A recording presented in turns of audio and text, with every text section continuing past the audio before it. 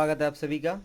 देखिए लाभ हानि पे हम क्वेश्चन पढ़ रहे थे और लाभ हानि पे ये बहुत ही इंपॉर्टेंट क्वेश्चन है, बहुत ही शॉर्ट क्वेश्चन होगा। अभी क्या है कि हेडिंग है जब दो वस्तुएं समान मूल्य पर बेची जा। अब कंडीशन क्या दे रहा है, कह रहा है कि जब दो वस्तुएं समान मूल्य पर बेची जाए तब क्या होता है। अब देखिए इसको, इस हेडिंग को मैं अच्छे से समझा दे रहा हूँ। इसके लिए मैं आपको ट्रिक बताऊंगा, बहुत ही आसान सवाल होगा यहाँ से।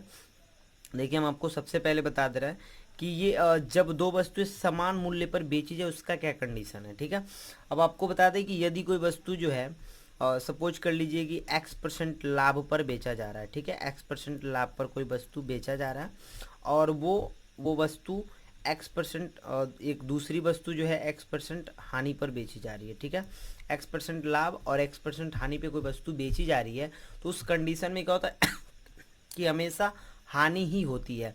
अब कंडीशन क्या है मैं आपको समझा दे रहा हूँ। उसके लिए एक फार्मूला, पहले मैं आपको फार्मूला बता दे रहा हूँ कि कैसे हानि प्रतिशत ज्ञात करते हैं। अभी आपको बता दे रहे हैं कि हानि कैसे होती है, देख लीजिए। सपोज कर लीजिए कि कोई वस्तु हमने जो है, दो वस्तु है और दोनों वस्तु को, एक वस्तु को हम जो है 20% लाभ लेकर हम बेच दिए एक वस्तु को। सपोज कर लीजिए एक वस्तु हम 20% लाभ लेके बेच रहे हैं और दूसरी वस्तु 120 रुपये में ही बिक रहा है और उस पर 20% का हमको हानि हो रहा है। तो हम आपको पहले ही बोले हैं कि किसी भी ऐसे सिचुएशन में हानि ही होती है। अब उसका मैं सिचुएशन समझा दूंगा आपको। कह रहा है कि यदि आप समान मूल्य में बेच देते हैं, दो वस्तु अलग अलग खरीदारी आप किए हुए हैं और उसको एक ही रेट में बेच दे रहे हैं और लाभ भी आपको x% का लाभ भी हो रहा है और x% का हानि भी हो रहा है, ये दोनों अभी हम समान रखे हैं। इस टाइप की वीडियो बना रहे हैं, इसके अगले वाले वीडियो में ये दोनों अलग करके रखा जाएगा। अभी देखिए कह रहा है कि 120 रुपये में हम पहले वस्तु बेचे तो उस पर 20% का लाभ हो रहा है और दूसरी वस्तु 120 रुपये का ही बेचे हैं लेकिन उसमें हमको 20% का हानि हो रही है। तो ऐसे सिचुएशन में क्या होता है कि हमेशा हानि ही होता है और हानि के लिए हम हानि प्रतिशत ज्ञात करने के लिए x² बटा 100 ये फार्मूले का अप्लाई करते हैं और हमको जो है हानि प्रतिशत ज्ञात हो जाती है। यदि इसका हानि कितने रुपए का हो रहा है ये आपको ज्ञात करना होगा, तो वो ज्ञात करने के लिए आप क्या करते हैं कि कुल हानि ज्ञात करने के लिए, देख लीजिए, कुल हानि ज्ञात करने के लिए आप क्या करते हैं कि यानी विक्रय मूल्य का योग, यानी दोनों वस्तु जितने जितने में बेचा गया रहेगा उसका आप योग यहाँ लिख देंगे। विक्रय मूल्यों का योग बटा हो जाता है 100/x का होल स्क्वायर -1, ये इसके लिए फार्मूला हो जाता है। अभी देखिए मैं इसको बोला था समझाने के लिए, अब समझा दे रहा हूँ। एक बार फिर से आपको कंडीशन बता दे रहा हूँ कि यदि कोई वस्तु 120 रुपये का हम बेच रहे हैं उस पर 20% का लाभ हो रहा है, 120 रुपये का दूसरा वस्तु बेच रहे हैं उस पर हमको 20% का हानि हो रही है, तो ऐसे जब लाभ और हानि दोनों एक ही सिचुएशन, एक रेट एक ही रहेगा, रेट एक ही में बिकेगा और एक ही परसेंट का लाभ या हानि होगा, तो वैसे सिचुएशन में हमेशा हानि ही होती है और हानि प्रतिशत ज्ञात करने के लिए इस फार्मूले को अप्लाई करेंगे और कुल हानि जो हानि कितने रुपए का हो रहा है वो ज्ञात करने के लिए इस सूत्र का प्रयोग करेंगे। आपको आसानी से आंसर मिल जाएगा।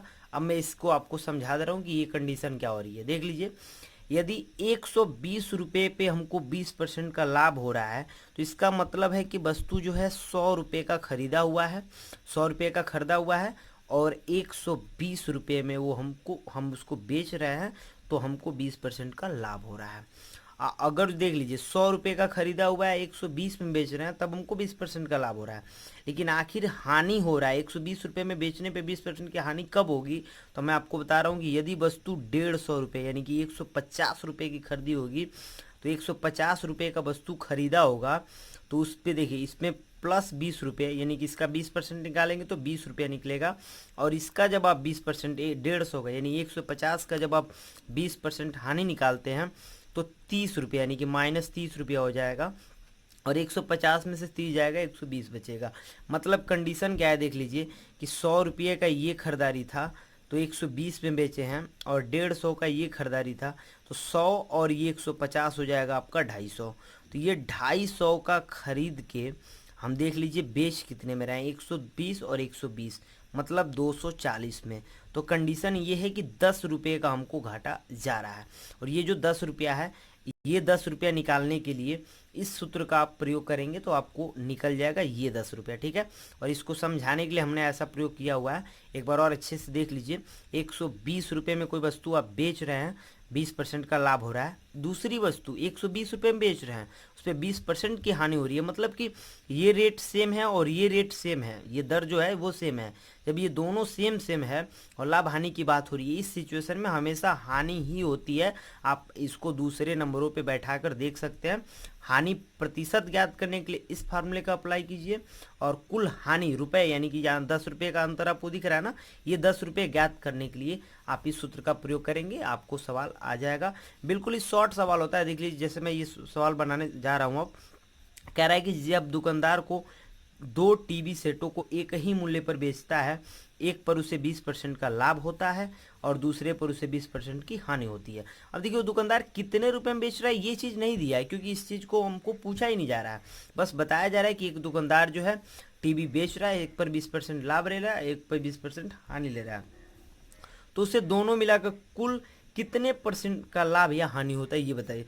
मैं आपको एक सिचुएशन ही बता दिया कि ऐसे कंडीशनों में क्या होता है, तो हानि ही होता है। बस हम डायरेक्ट हानि प्रतिशत यदि ज्ञात करना चाहें तो कर सकते हैं। कैसे? तो हमने सूत्र बताया एक्स स्क्वायर, मतलब एक्स स्क्वायर का मतलब एक्स कितना दिया हुआ है, तो 20, तो 20 का स्क्वायर बटा आप 100 लिख सकते हैं। 20 का स्क्वायर आपको पता होना चाहिए कि 400, और देख लीजिए ये कट गया और ये हो गया आपका 4%। मतलब हमको आंसर मिल चुका है बहुत ही सिंपल तरीके से। देख लीजिए, अब ये क्या है, अगले वीडियो में मैं इन दोनों को चेंज करके बताऊंगा कि अगर जो 20% का लाभ 30% का हानि हो रहा है, इस खरीदारी में भी अंतर रहेगा, उसकी कंडीशन में अगले वीडियो में बदल के दिखाऊंगा। अभी देख लीजिए, इसमें बहुत ही आसान तरीके से पूछा जा रहा है, बहुत ही आसान वीडियो बनने वाला है। अभी देखिए, ये कह रहा है एक व्यक्ति 2 वस्तुओं में से प्रत्येक को 99 रुपये में बेचता है। अब देखिए, इसमें कंडीशन दे दिया कि एक को 99 में बेच रहा है और एक को 99 में बेच रहा है, तो 99 रुपये में बेच रहा है। एक पर उससे 10% की हानि होती है, दूसरी पर 10% का लाभ होता है। पूरे सौदे में उसे कितने % का लाभ या हानि होता है। अब देखिए, इसमें भी बस लाभ या हानि का परसेंटेज पूछा जा रहा है, बस यही आपसे पूछा जाए। जब तक ये पूछा जाएगा इसका जवाब देंगे, जब आपसे कुल हानि या लाभ पूछेगा तो ये आप निकाल लेंगे। चलिए, तो इसमें भी % हानि ज्ञात करने के लिए बहुत भारी चीज़ नहीं है, हमको ज़्यादा कुछ नहीं करना है। देख लीजिए, 10 का स्क्वायर बटा आपको 100, 10 का स्क्वायर आपको पता है कि 100 होता है, 100 से 100 कट जाएगा एक बार में, यानी कि 1% की हमको जो है हानि हो रही है। ठीक है, अभी ये भी सवाल बहुत ईजी रहा। इन दोनों सवाल एक ही सूत्र पर आधारित रहा। तीसरा सवाल देख लीजिए। अब देखिए, ये क्या कह रहा है, कह रहा है कि एक व्यक्ति को 2 कुर्सियाँ 120 रुपये प्रति की दर से बेचता है। अब 120 रुपये का एक बेचता है, 120 रुपये का एक बेचता है। तदनुसार उसे एक कुर्सी पर 25% का लाभ कमाता है और दूसरी कुर्सी पर 25% का हानि कमाता है। तो इस प्रकार उसे व्यक्ति की कुल कितने रुपए की हुई। अब देखिए, यहाँ पे हानि का परसेंटेज नहीं पूछा जा रहा है, यहाँ पे डायरेक्ट आपसे पूछा जा रहा है कि कुल कितने हानि हुई। तो जब हमसे ये पूछा जा रहा है तो हम जवाब इसी का देंगे। इसका आंसर कैसे लिखना है, तो विक्रय मूल्यों का योग, यानी 120 रुपये का एक बिक रहा है, तो 2 का योग कितना हो जाएगा, यानी कि डायरेक्ट हम लिख देंगे हानि इक्वल टू दोनों का योग 120 और 120। चलिए, 120 प्लस 120 हमने लिख दिया, और बटा देख लीजिए। उसके बाद से कह रहा है कि 100 बटा x होता है। देख लीजिए, यहाँ पे 100 बटा x का स्क्वायर, तो 100 बटा x मतलब 25 का होल स्क्वायर, माइनस क्या हो जाता है, 1 हो जाता है। अब इसको सॉल्व करने देख लीजिए कितना आसान तरीके से मैं सॉल्व करूँगा। 120 हो गया 240, और बटा देख लीजिए 100, ये 100 का है तो आपको स्क्वायर नहीं करना, 100 इंटू 100 2 बार लिख दीजिए, बटा जो है देख लीजिए 25 का स्क्वायर मतलब 25 इंटू 25 लिख दीजिए, ये -1 तो है ही, 240 बटा देख लीजिए यहाँ पे 25 चौको 100, 25 चौको 100, ये 4 और ये 4, 4 चौको 16 हो गया, -1, तो 16 में से 1 घटेगा तो देख लीजिए 15 बचेगा, और 15 से आप क्या करेंगे, डिवाइड कर देंगे। तो 15 से जब आप इसमें डिवाइड करेंगे तो 15 बटे 120, और इसको आप 120 दूनी 40 लिख सकते, 120 दूनी 40, 240 हो जाएगा। 15 अट्ठे और 8 दूनी 16, यानी 16 रुपए की बात अब यहाँ पे हो रही है, परसेंटेज नहीं है, ये रुपए है। अब देख लीजिए, रुपए ज्ञात करने की बात होगी तो तो हम इस फार्मूले को अप्लाई करेंगे, और प्रतिशत पूछेगा तो इस फार्मूले को यदि सेम होता है तो इस सिचुएशन में हमने आपको समझाया था कि कभी भी घाटा ही जाएगा। अगर जो सेम रेट में बेच देते हैं, एक पे 20% लाभ कमा रहे हैं और एक पे 20% हानि हो रही है, तो उस सिचुएशन में क्या होती है कि कभी भी हमको घाटा ही जाता है। ठीक है, अब देख लीजिए, ये इसके बाद से देख लीजिए 3 सवाल है, तीनों को आप स्क्रीनशॉट ले सकते हैं, बहुत ही आसान सवाल है। और इसके अगले वाले वीडियो में हम जो है उसका ये जो परसेंटेज बदल के दिखाएंगे कि एक पे 10% कमाता है, दूसरे पे 15% कमा रहा है, कितना कमा रहा है, ये चीज़ आपको बताई जाएगी। पहले इस वीडियो को देख लीजिए।